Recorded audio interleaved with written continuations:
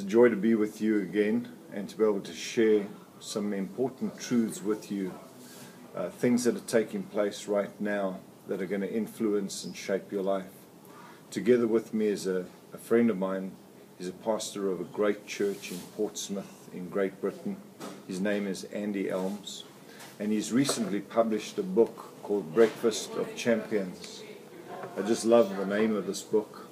I think that it's what it's about. Do you remember Goliath? He was called a champion, but Jesus Christ is the champion, and we're offspring from him, and he's made us more than conquerors or champions. This is 260 daily devotions that he's put together.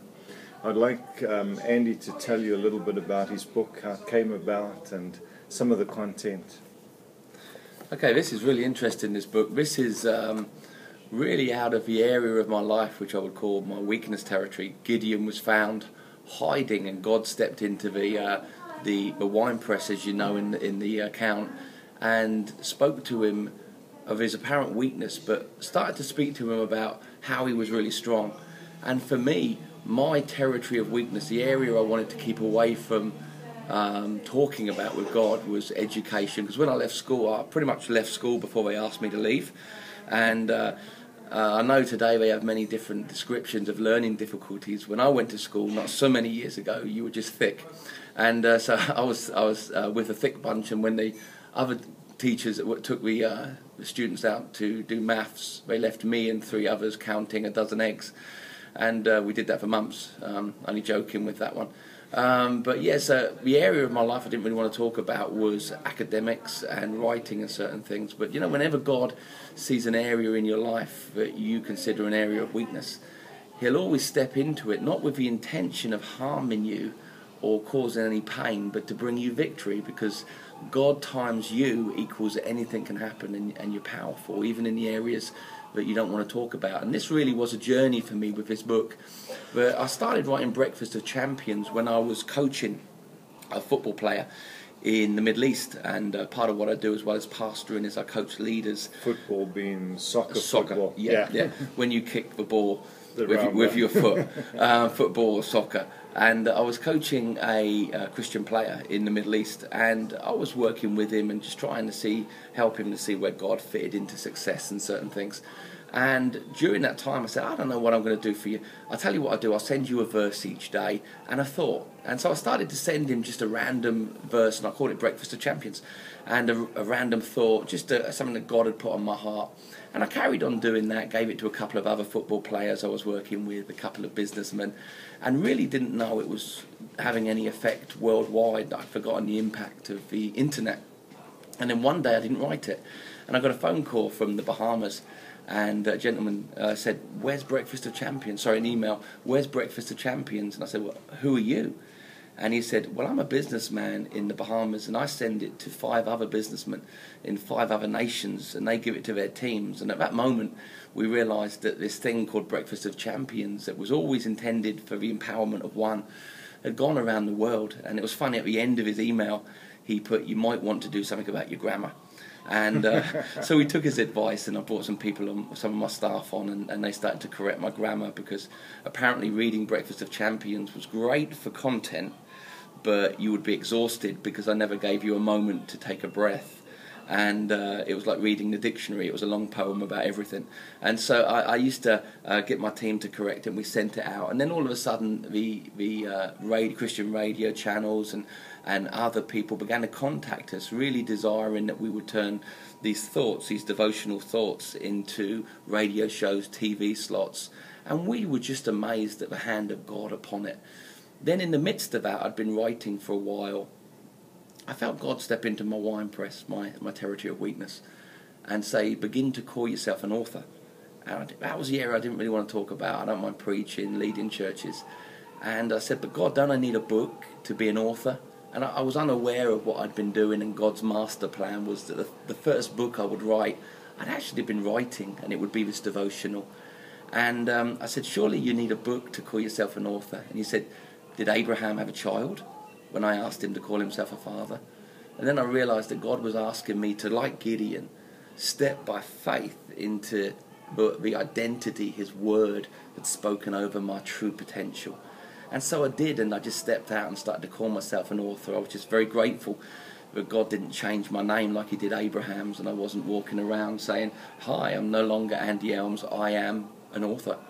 I was able to keep Andy, but I just started to refer in faith, I am an author, not really knowing how I was going to achieve this first lid-breaking book.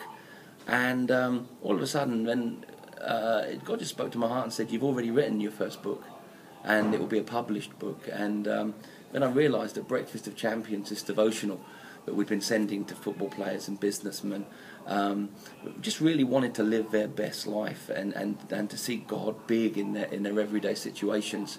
This was what God had intended. And it was just incredible, just a touch of God. I suddenly had a manuscript that nobody could read properly. And that week, a new lady joined. I just want to share this because when you step out of your wine press in agreement with what God is speaking over your life, God will bring into the orbit of your world everything you need to become what He's asking you to refer yourself by. And that week, that exact week that I made the decision and I had this manuscript, not knowing what to do, a lady joined our staff and she was a volunteer. And I just walked in and I said, "Penny, would you please read through this and put some commas and some full stops in and help me?" And she looked at me kind of strange, which is not unusual. And she came and said, "Do you know what I do for a living?" I said, "No, I don't." She said, "I'm highly trained and I've got all my degrees in proofreading and grammar correction. I've travelled the world doing it." And I was just amazed that if I'd not stepped out of the wine press, she wouldn't have come into the orbit of my life to make what God had spoken come into existence.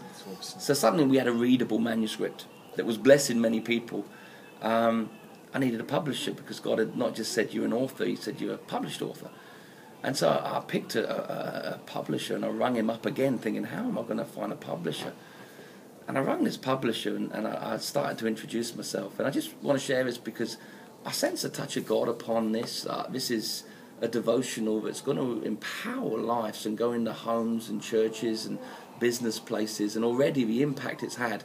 I want you to see the journey, that it was more than a man wanting to say something. It's got a fingerprint of God on it. And I rang the publisher and I said, "Hi, my name's Andy Elmes." And he said, "Stop there.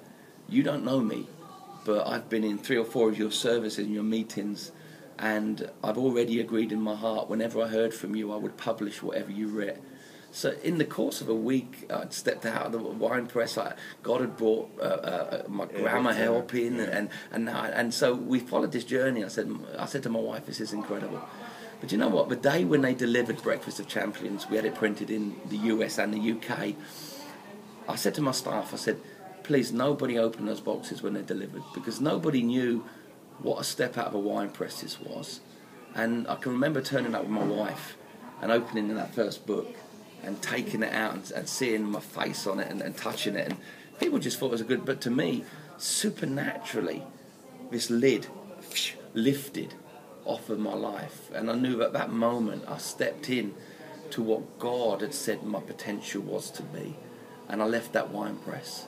And so I just want to encourage you. This is 260 days. You say, well, there's more than 260 days in a year. I'm just sticking with the original plan that God gave me with the email, that Monday to Friday, this book will empower you.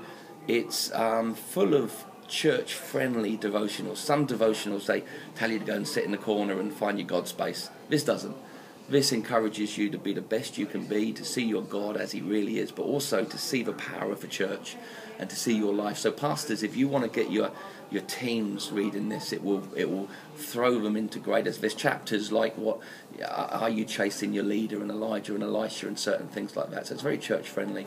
But you know, I'm really keen about this. 260 days, you get to read it Monday, Tuesday, Wednesday, Thursday, Friday, and have Saturday off. Think about what you've read, and then Sunday you should be busy in church, right? And then Monday it starts again. And again, people said, well, why doesn't it start with January the 1st? Again, I'm quite simple in my thinking, but what's the chance of God wanting to say the same thing to everyone on February the 25th? So we haven't. We've just started it week 1, day 1. because we found that God then has the ability to speak to different people about, and she's got this uncanny knack. The emails and the phone calls we get from people saying, when we read this, it was spot on.